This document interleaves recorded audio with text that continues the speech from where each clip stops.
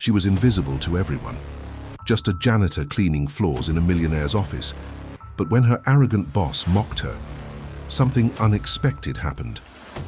In her hands, she held a secret no one else could see, a document in Hungarian that would change both of their lives forever. What started with laughter and prejudice soon turned into the fight for a fortune and the triumph of dignity over arrogance.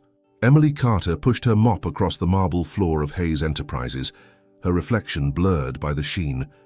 The late-night silence of the office tower was broken only by the hum of lights overhead. To others, she was invisible, a janitor with no story worth telling. But behind her tired eyes lived a mind once praised in lecture halls. She carried books in her bag that no one here imagined she could read. Once a professor of Eastern European languages, Emily had lost everything to a scandal she did not cause. Rumors and lies ended her career, and survival meant taking the only job available. Her world shrank from libraries and students to cleaning supplies and rubber gloves. She bore it with quiet dignity, though bitterness lingered beneath her calm. Richard Hayes, her boss, embodied arrogance. He rarely acknowledged Emily, except with dismissive glances. To him, janitors were background noise, unworthy of notice. Yet Emily observed everything: the careless conversations of executives, the endless chase for profit, the emptiness in Richard's polished smile. She understood more about his world than he would ever guess. That evening, she overheard raised voices in the boardroom. Richard had received a letter sealed in wax, written entirely in Hungarian. None of his assistants could decipher it, and his impatience grew. "I'll give a fortune to whoever can translate this nonsense," he barked. Laughter followed. His staff knew no one here had such a skill. Emily froze. The words on the page were familiar, the language she once taught with pride. Her heart pounded. Speaking up would mean exposing a part of herself she had hidden for years, but it also meant reclaiming her worth. She hesitated, mop still in hand, debating whether to remain invisible or step into the light. For a moment, the weight of her past pressed down on her. What if they mocked her? What if Richard accused her of lying, of overstepping her place? She knew too well how quickly arrogance could crush dignity, but the possibility of silence felt heavier than the risk. She took a breath, her voice steady despite her nerves. "I can translate it," Emily said. The room fell silent, heads turning with disbelief. Richard smirked, convinced it was a joke. "You? A janitor?" he sneered, his tone dripping with condescension. Yet curiosity flickered in his eyes. Emily wiped her hands on her uniform and stepped forward. "Yes, me," she replied. "Hungarian is one of the languages I taught at university." Richard raised an eyebrow, amused by her audacity. He shoved the paper toward her, convinced she would embarrass herself. Her eyes scanned the words quickly, each sentence flowing effortlessly in her mind. She spoke the translation aloud, her voice clear, measured, and precise. The air thickened as the meaning unfolded. It was a formal declaration of inheritance, granting Richard rights to a vast fortune overseas. The arrogance in his smile faltered. For the first time, Richard Hayes looked at Emily Carter not as a janitor, but as something else, someone who held a power he had not expected. Emily lowered the paper, her gaze steady, knowing this moment would change everything. If Emily's courage already touched you in this first chapter, imagine what's still to come. Subscribe now and join me on this journey. You won't want to miss what happens next. Richard leaned back in his leather chair, processing what he had just heard. For a man used to control, the idea that his fate rested on a janitor's knowledge unsettled him. He masked it with laughter, dismissing the tension. "Well, looks like the cleaning lady has a few tricks," he said, trying to reassert dominance. The executives chuckled nervously, unsure how to react. Emily returned the document, her expression calm though her pulse raced. She knew what it meant. Richard's fortune depended entirely on her. His arrogance would not allow him to admit it, but she had shifted the balance of power in that room. Richard dismissed his staff, leaving only Emily before him. "So, Professor," he said mockingly, "how much do you want for this little trick? A raise, a bonus?" His tone implied she should be grateful for even a scrap of his wealth. Emily stood taller, refusing to shrink under his gaze. "This isn't a trick," she replied firmly. and I don't want scraps. If you want my help, it will be on my terms." Richard's eyes narrowed. He wasn't used to being challenged, especially not by someone he considered beneath him. The audacity both annoyed and intrigued him. She laid out her conditions: a fair share of the inheritance and meaningful reforms in his company, scholarships for workers' children, a profit-sharing program, and an end to the culture of disdain toward employees. Richard almost laughed in disbelief. To him, these demands were outrageous.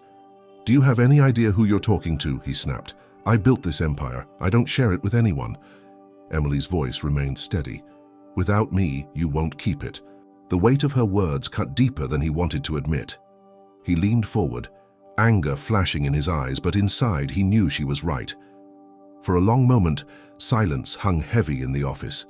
Richard measured her resolve, waiting for a sign of weakness. Instead, Emily's composure held firm. Her quiet strength unsettled him more than defiance ever could. Finally, he exhaled sharply, conceding for now. "Fine," he said, his voice low but sharp. "You'll get your cut. But don't think this makes us partners. You work for me." Emily didn't flinch. "No, Mr. Hayes," she corrected. "On this matter, you work with me." His jaw tightened, but he didn't argue. Deep down, he understood the truth. That night, Richard left his office troubled, pacing his penthouse with a glass of whiskey in hand. He hated the thought of dependence, of needing someone like Emily, yet he couldn't deny her brilliance or the fact that she was the key to securing his fortune. His pride burned, but desperation gnawed louder. Meanwhile, Emily walked home through the quiet streets, exhaustion heavy on her shoulders, yet hope stirred inside her for the first time in years. For once, she wasn't invisible. She had leverage, power, and a chance to rewrite her story. What she didn't know was how far Richard's arrogance and his enemies would push her in the battles to come. The next morning, the office buzzed with whispers about Emily. No one could believe the janitor had outsmarted everyone. Richard, however, remained cold, refusing to acknowledge her in public. Still, he summoned her to his office, the inheritance document spread across his desk. He needed her, and that realization gnawed at his pride. Emily entered calmly, meeting his gaze without fear. He asked her to translate additional passages, and again, she did so flawlessly. Each word reinforced her authority over the situation. Richard tapped his pen against the desk, frustrated by how dependent he was becoming. For a man used to power, reliance on Emily felt like weakness. When she finished, Emily placed the papers neatly in front of him. "You need me," she said softly but firmly. The words struck Richard harder than he cared to admit. His empire was built on control, yet here was a woman society had written off, holding the keys to his future. Her quiet confidence unsettled him more than open defiance ever could. Richard tried to regain the upper hand. "Don't flatter yourself," he sneered. "You're just a tool I'm using." Emily didn't react with anger. Instead, she smiled faintly, a gesture of patience that felt more cutting than words. "We'll see," she replied. In her heart, she knew her role would only grow more vital. As Emily left, Richard sat back, swirling a glass of scotch, though it was barely noon. He couldn't shake the memory of her unwavering eyes. For the first time in years, someone had spoken to him without fear, without bowing to his wealth. It irritated him, but it also sparked a respect he couldn't admit aloud. Later that week, Richard called Emily back to discuss the inheritance trip to Hungary. He laid out his plan. She would act as translator, nothing more, and in return, she would receive a one-time bonus. Emily listened, her hands folded calmly in her lap. When he finished, she shook her head, rejecting his terms outright. Her voice was steady. "I want a percentage of the inheritance, not a token payment. And more than that, I want change. Your employees deserve respect, not scraps." Richard's jaw tightened as he leaned forward, incredulous. No one had ever dared to dictate terms to him, especially not someone like Emily. Yet she showed no hesitation. He laughed bitterly, masking his unease. "You think you're in a position to bargain with me?" Emily's gaze didn't waver. "I know I am. Without me, you'll lose everything." The words hung in the air, unshakable. Richard realized she wasn't bluffing. For the first time, someone had cornered him, and he had no way out. Silence stretched between them as Richard weighed his pride against his greed. Finally, he exhaled sharply and nodded. "Fine, a percentage, but this doesn't make us partners," he snapped. Emily's expression softened only slightly. "No, it makes us allies for now." Her words carried a weight Richard couldn't ignore. When the meeting ended, Emily walked away with a quiet satisfaction. She had won not just for herself, but for every overlooked worker in the building. Richard, however, sat at his desk long after, staring at the inheritance papers. He wondered if he had just signed away more than money, perhaps even control of his own future. The day of departure arrived with a chill in the New York air. Emily packed her worn suitcase with care, slipping in a few academic books she had never let go of.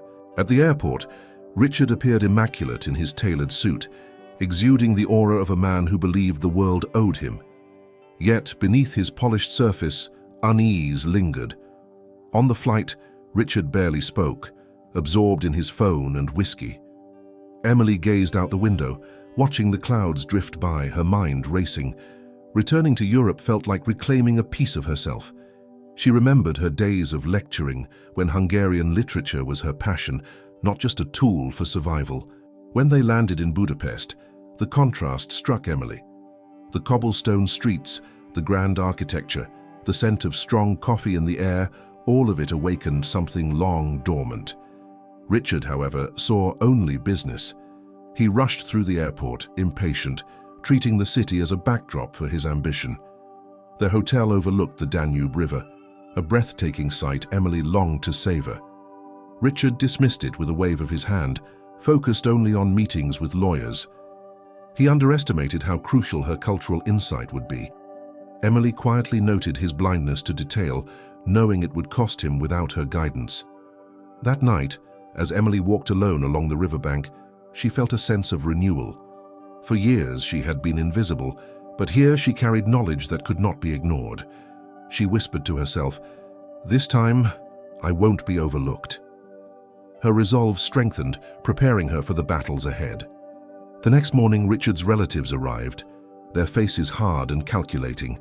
Distant cousins who had tasted luxury all their lives now sought to deny him his fortune. They eyed Emily with disdain, whispering in Hungarian, convinced she couldn't hear. But Emily caught every word, her calm expression hiding sharp awareness. In the first meeting, the relatives' lawyers presented papers challenging Richard's claim. They argued loopholes, questioned legitimacy, and hinted at fraud. Richard grew furious, pounding the table, but his anger only fueled their confidence. Emily quietly studied the documents, her mind dissecting every detail with precision. During a break, Richard cornered her. "Can you handle this?" he hissed. Emily met his eyes, her voice steady. "Yes, but you need to let me lead."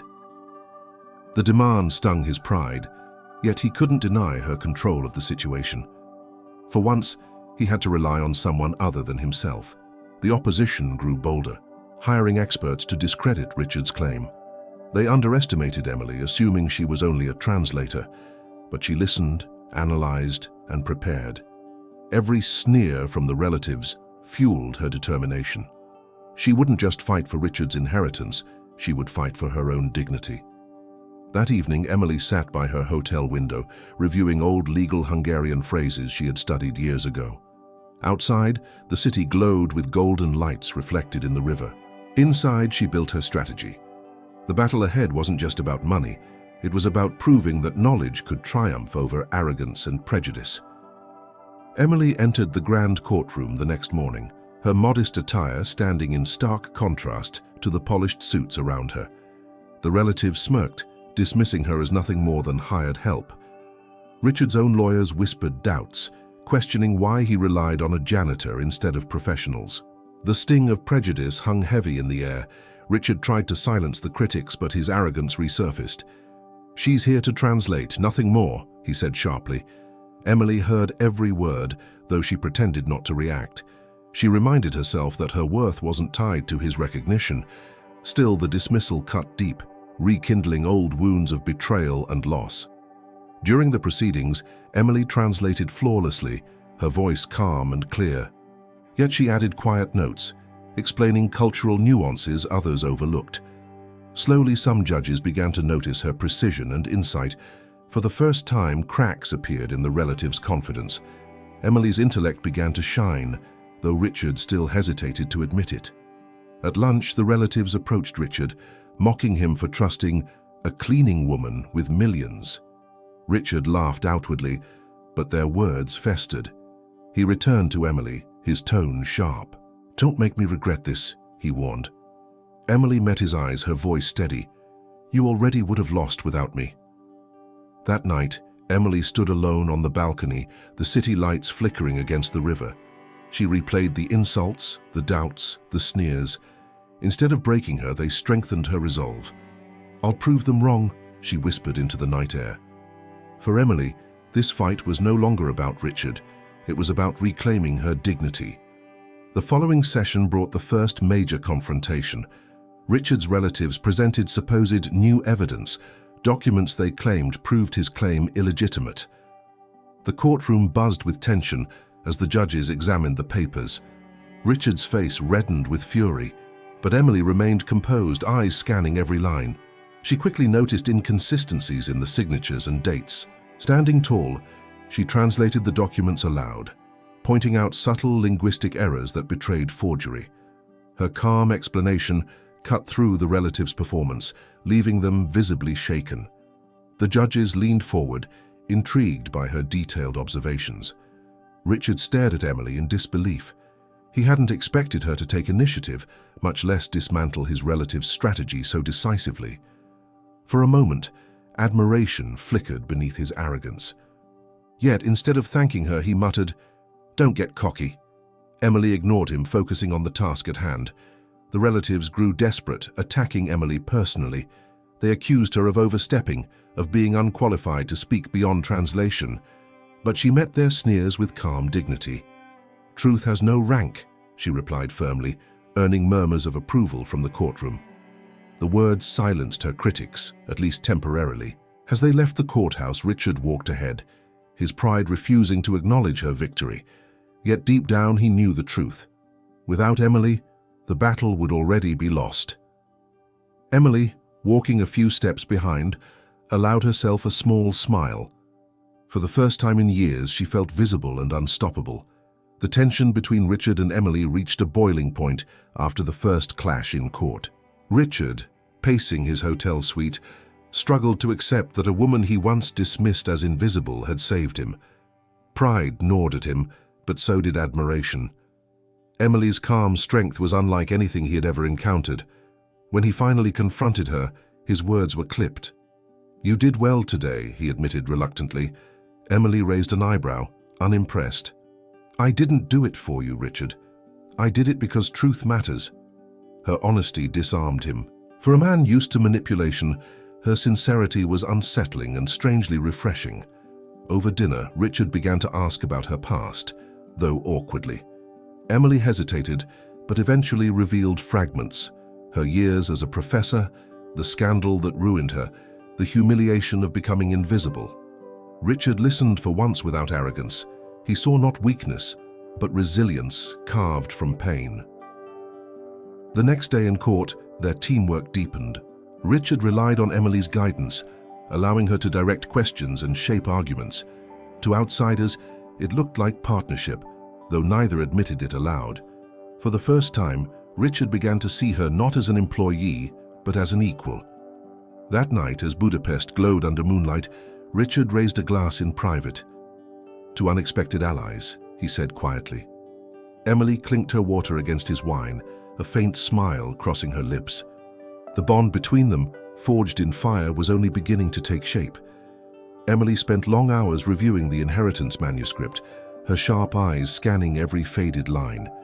Something about the structure of the clauses seemed odd, as if designed to mislead anyone who wasn't deeply familiar with Hungarian law. At last, she spotted a hidden clause buried in archaic phrasing. The clause confirmed Richard's full rights, stronger than anything presented so far. But there was a catch. Revealing it meant exposing herself to scrutiny and potential ridicule from lawyers who already doubted her. The decision weighed heavily on her shoulders. Knowledge was power, but also a dangerous weapon. When she showed Richard, his eyes widened. "This changes everything," he said, excitement flashing. But Emily raised a hand. "If I reveal this, they'll come after me. They'll discredit me, humiliate me." Richard frowned, unused to considering anyone's vulnerability. For the first time, he realized what she risked. He tried to reassure her in his own brusque way. "You'll be fine. You're smarter than all of them." The words were clumsy but genuine. Emily studied him, seeing sincerity buried beneath arrogance. It wasn't gratitude, not yet, but it was respect, and that mattered more than she expected. Emily folded the manuscript carefully, her decision still unresolved. She knew the clause could turn the tide, but it also meant stepping fully into the spotlight. As she stared out the hotel window at the glowing Danube, she whispered to herself, "If this is my moment, I won't hide." The courtroom battles intensified, and Richard's team grew uneasy. One of his trusted lawyers, Thomas Green, began acting suspiciously. He avoided Emily's gaze and often slipped away for private calls. Emily noticed the changes, her instincts warning her that betrayal was close. Richard, however, dismissed her concerns as paranoia. Her fears proved right. When confidential information surfaced in court details only their side could have known. The opposing relatives pounced on it, twisting facts to weaken Richard's claim. Emily's stomach sank as she realized Thomas had sold them out. Trust had crumbled at the very heart of their defense. When Emily confronted Richard, he exploded with anger, pacing the hotel room. "Do you know what this means? They have everything now," he shouted, his voice sharp with panic. Emily, though shaken, remained calm. "It means we fight smarter. They can't steal what I still know." Her resolve steadied him, even if he wouldn't admit it. That evening, Emily found Thomas in the lobby, whispering into his phone. She confronted him in Hungarian, startling him with her fluency. "Betrayal leaves scars you can't erase," she warned, her voice low and steady. Thomas paled, realizing she had exposed him, but the damage was done. The opposition already had their weapon. Emily returned to her room, exhausted yet defiant. She knew the betrayal had shifted the battlefield against them, but deep inside, she also knew this was the moment that would define her strength. "They may have allies in the shadows," she whispered to herself, "but I have the truth." The next hearing was brutal. The relatives' lawyers unleashed a storm of accusations, armed with stolen details. They painted Richard as undeserving, corrupt, and reckless. For once, Richard sat silent, his usual arrogance stripped away. He looked defeated, a man watching his empire crumble in front of him. Emily tried to interject, pointing out inconsistencies, but her voice was drowned in the chaos. The judges leaned toward the relatives, their evidence seemingly airtight. Emily's discovery of the hidden clause weighed heavily in her mind, but fear held her back. Revealing it now meant exposing herself fully. That night, Richard collapsed into a chair in his suite, whiskey in hand. "It's over," he muttered. Emily stood across from him, her heart aching at his despair. Despite his flaws, she couldn't stand to see him broken. "It's not over until I say it is," she replied, though doubt gnawed inside her. Alone in her room, Emily stared at her reflection in the mirror. The woman looking back was no longer just a janitor. She was a scholar, a fighter, a voice against arrogance and deceit. Yet fear of humiliation clung tightly to her. Was she strong enough to take the next step? Her darkest thoughts whispered that she was still the woman society had forgotten. But deep inside, another voice rose stronger. The professor, the leader, the woman who had once inspired students. "This ends with me standing tall," she whispered. For Emily Carter, the darkest hour was also the beginning of light. The next day, Emily walked into the courtroom with the manuscript pressed firmly against her chest. Her fear was still there, but courage burned brighter. When the relatives presented more forged claims, she finally rose to her feet. Her clear voice cut through the noise. "I have evidence they overlooked." All eyes turned to her as she revealed the hidden clause. She explained in flawless Hungarian and then in English, breaking down the archaic wording with precision. The judges leaned forward, captivated by her mastery. The relatives, once smug, now shifted nervously in their seats. Their confidence began to crumble. Richard watched in stunned silence. He had expected Emily to falter, but instead, she commanded the room like a seasoned advocate. Each word carried weight, shattering the lies built against him. For the first time, he truly saw her not as an employee, not as a janitor, but as the savior of his future. The opposing lawyers tried to interrupt, accusing Emily of fabrication. Calmly, she countered with historical references, legal precedents, and linguistic details they could not refute. Every attempt to silence her only made her stronger. By the end, the courtroom buzzed with murmurs of admiration for the woman no one had expected. As she sat down, Richard leaned closer, his voice barely a whisper. "You just turned the tide." Emily met his gaze, her expression steady. "No, Richard. The truth did." The moment marked a turning point, not only in the case, but in their fragile alliance built now on respect instead of necessity. The final hearing stretched into hours, tension thick in the grand chamber. The judges weighed the evidence carefully, their expressions unreadable. Emily sat composed, her hands folded, while Richard's nerves showed through restless movements. At last the verdict came. The inheritance rightfully belonged to Richard Hayes. The relatives erupted in outrage, but their protests were silenced by the judge's firm words. The forged documents had been exposed, their credibility destroyed. The victory was not just legal, it was moral. Emily's testimony and intellect had dismantled every falsehood, leaving no doubt of the rightful heir. Richard rose slowly, relief flooding his face. For once, he did not celebrate with arrogance. Instead, he turned to Emily, his voice clear. "This is your victory as much as mine." She felt a swell of pride, tempered with humility. The courtroom that had once doubted her now looked at her with respect. Reporters swarmed outside, snapping photographs and shouting questions. Richard shielded Emily from the chaos, guiding her through the crowd. It was an unfamiliar gesture of protection, one that revealed how much he had changed. For the first time, he acknowledged her not as an accessory, but as his equal. That night, overlooking the Danube, Richard raised a toast. "To the woman who saved me," he said simply. Emily clinked her glass against his, a quiet smile forming. Victory was theirs, but Emily knew it was more than money, it was dignity reclaimed. A triumph of truth over arrogance. Back in New York, the story of Richard Hayes and Emily Carter spread quickly. The media painted Emily as the unlikely hero, the janitor who outwitted millionaires in a foreign courtroom. Employees at Hayes Enterprises whispered her name with admiration, finally seeing someone who stood up for people like them. For Emily, it was a victory far beyond wealth. True to his word, Richard honored their agreement. Emily was promoted to Director of International Relations, her office now overlooking the city skyline. More importantly, Richard implemented reforms she had demanded, profit sharing for employees and scholarships for their children. For the first time, the company felt like a community instead of a machine. At first, Richard struggled with these changes, uncomfortable with sharing control. But as he watched morale improve and loyalty grow, he realized Emily had been right all along. The arrogance that once defined him began to fade. In its place, a new sense of purpose emerged, one built not on domination, but on respect. Weeks later, an invitation arrived from Hungary.